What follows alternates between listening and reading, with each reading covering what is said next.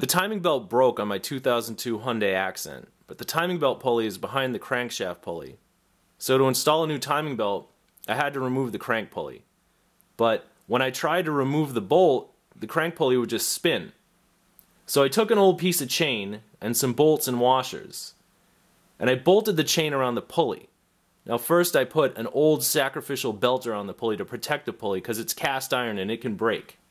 So I tightened the chain around the pulley. I bolted the other end of the chain to the sway bar.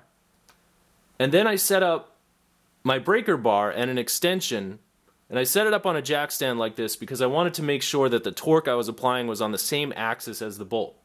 And as soon as I applied a little bit of torque, the bolt came right out. The bolt wasn't over tightened, it was just that the pulley wouldn't stay still.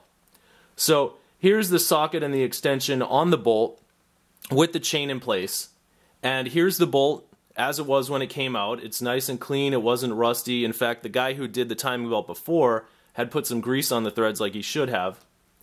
Here's the crank pulley without the bolt in it, and here's the crank pulley after I took it off. It came right out.